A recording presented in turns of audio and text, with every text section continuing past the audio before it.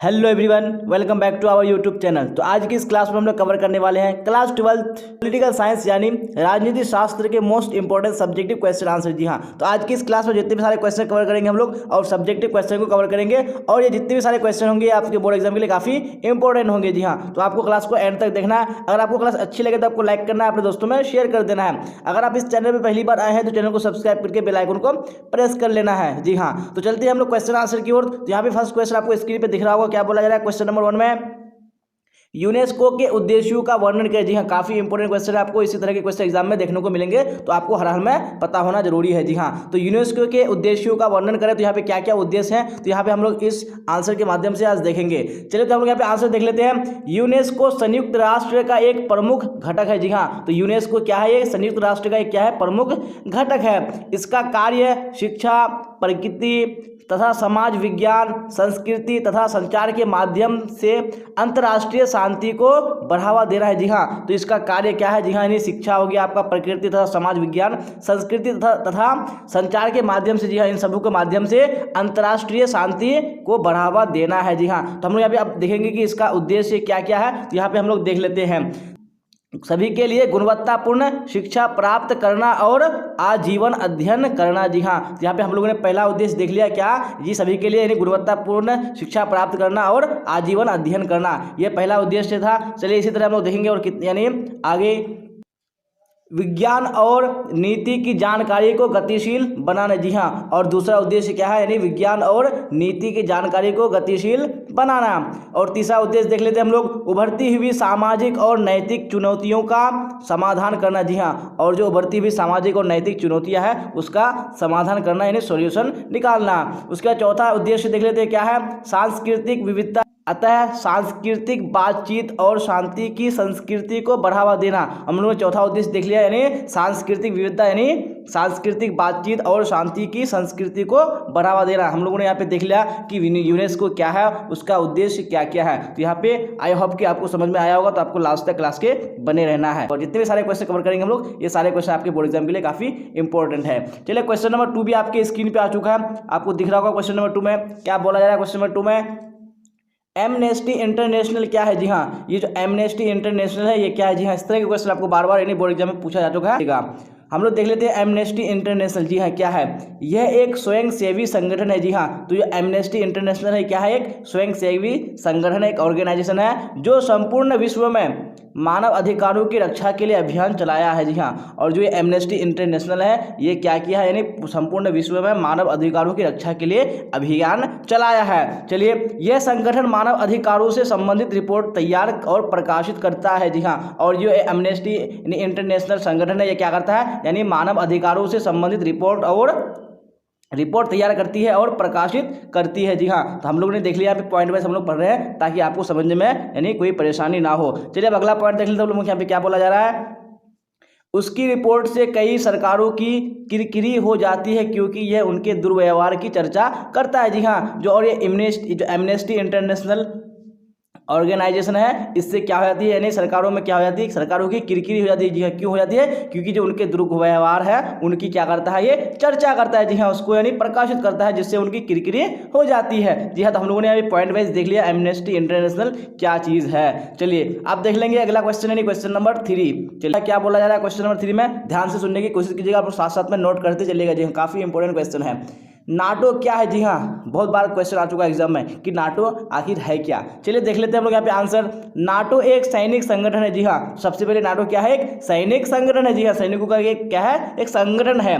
स्वायत्त रूस के प्रसार के विरुद्ध America, England, France, Canada, Iceland, Norway, Netherland, Belgium और पुर्तगाल आदि 12 देशों में आपसी संधि 1979 ईस्वी में हुई थी। जी हाँ, तो ये जो बना है नाटो बना है, ये कितने यानी नाटो में कितने सदस्य हैं, यानी 12 सदस्यों की एक संधि हुई थी जिसमें यानी 1979 में हुई थी। इसकी मुख्य शर्त यह थी कि यदि कोई अन्य देश इनमें से किसी पर भी आक्रमण करेगा तो सभी मिलकर उसका मुकाबला करेगी। जी हाँ, और इसका जो मुख्य शर्त क्या था कि इनमें से यानी जो 12 देश हैं उन देशों में अगर किसी देश पर भी कोई यानी अन्य देश आक्रमण करेगा, हमला करेगा, तो ये सभी देश मिलकर उस पर यानी उसका क्या करेंगे, मुकाबला करेगी। जी हाँ, तो हम लोगों ने देख लिया कि नाटो क्या है, उसमें कितने सदस्य थे, हम लोगों ने देख लिया था 12 सदस्य थे। यहाँ पे यानी कुछ का नाम दिया हुआ था, आप लोग याद जरूर रखिएगा। चलिए अब इसी तरह अगला क्वेश्चन देख लेंगे हम लोग, यानी क्वेश्चन नंबर 4 क्या है। क्वेश्चन नंबर 4 में ध्यान से सुनने की कोशिश कीजिएगा और साथ साथ में आप लोग समझते चलिएगा और नोट करते चलिएगा। क्या है क्वेश्चन नंबर 4 में, सुरक्षा परिषद के गठन की विवेचना करें। जी हाँ, तो यहाँ पे सुरक्षा परिषद के गठन की विवेचना करेंगे हम लोग। चलिए तो यहाँ पे आंसर देख लेते हैं। सुरक्षा परिषद एक कार्यकारिणी संस्था के रूप में संयुक्त राष्ट्र संघ की सर्वाधिक महत्वपूर्ण अंग है। जी हाँ, जो ये सुरक्षा परिषद है ये क्या है, यानी संयुक्त राष्ट्र संघ का ये सर्वाधिक महत्वपूर्ण क्या है, ये एक अंग है, एक पार्ट है। इस पर विश्व शांति एवं सुरक्षा को बनाए रखने की जिम्मेवारी है। जी हाँ, जो ये सुरक्षा परिषद है इस पर किसकी जिम्मेवारी है, यानी विश्व शांति एवं सुरक्षा को बनाए रखने की। इसमें कुल 15 सदस्य होते हैं। जी हाँ, जो सुरक्षा परिषद होते हैं उसमें कितने सदस्य होते हैं, 15 सदस्य होते हैं। 5 अस्थायी सदस्य होते हैं। जी हाँ, और कितने, यानी जो अस्थायी यानी जो परमानेंट जो मेंबर होते हैं वो कितने होते हैं, वो 5 होते हैं। यानी कौन कौन से देश हैं यानी सुरक्षा परिषद के यानी अस्थायी सदस्य, यहाँ पे देख लेते हैं हम लोग। अमेरिका हो गया, ब्रिटेन हो गया, फ्रांस हो गया, रूस और चीन। जी हाँ, ये सारे क्या है, यानी अस्थायी सदस्य हैं। ये आपको यानी पॉइंट याद रखने हैं, आपको एग्जाम में ऑब्जेक्टिव में पूछ सकता है।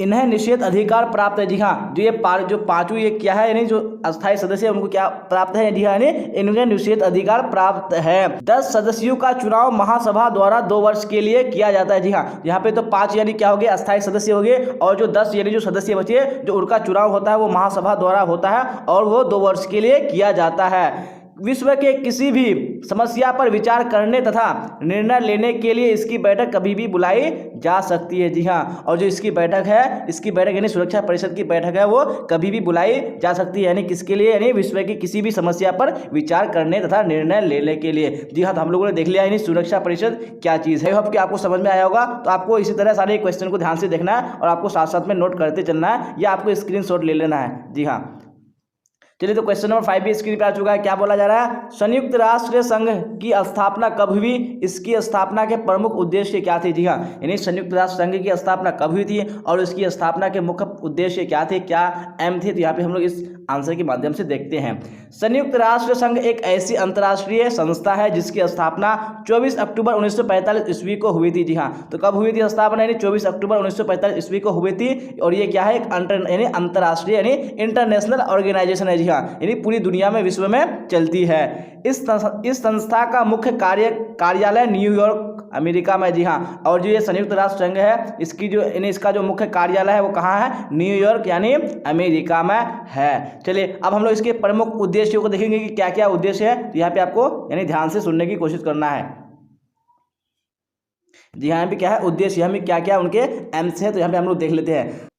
अंतर्राष्ट्रीय शांति और सुरक्षा को बनाए रखना। जी हाँ, तो पहला उद्देश्य क्या हो गया, यानी अंतर्राष्ट्रीय शांति और सुरक्षा को बनाए रखना। दूसरा, भिन्न भिन्न राष्ट्रों के बीच मैत्रीपूर्ण संबंधों को बढ़ाना। जी हाँ, और जो अलग अलग राष्ट्र है उसके बीच में यानी मैत्रीपूर्ण यानी मित्रतापूर्ण संबंधों को बढ़ाना।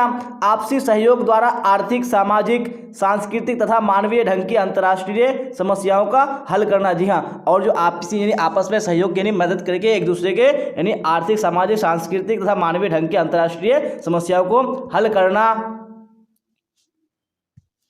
ऊपर दिए गए हितों की पूर्ति के लिए भिन्न भिन्न राष्ट्रों की कार्यवाही में तालमेल करना। जी हाँ, हम लोगों ने देख लिया कि संयुक्त राष्ट्र संघ यानी उसकी स्थापना कब हुई थी और उनके मुख्य प्रमुख उद्देश्य क्या क्या थे, हम लोगों ने आज की क्लास में देख लिया। आई होप कि आपको क्लास समझ में आया होगा क्योंकि मैंने आपको यानी आसान शब्दों में समझाया। चलिए, अगर आपको क्लास अच्छी लगे तो आपको लाइक कर देना, अपने दोस्तों में शेयर कर देना है। अगर आप इस चैनल पर पहली बार आए हैं तो चैनल को सब्सक्राइब करके बेल आइकन को दबा लेना है। अगर आप इसी तरह के सारे सब्जेक्ट का सब्जेक्टिव आंसर यानी इंपॉर्टेंट आंसर चाहते तो आप लोग कमेंट बॉक्स में बता सकते हैं कि कौन से सब्जेक्ट का मैं लेकर के आऊं। चलिए, तो आज की क्लास में बस इतना ही, फिर मिलेंगे अगली क्लास में। Till then bye bye, tata, see you on the next class.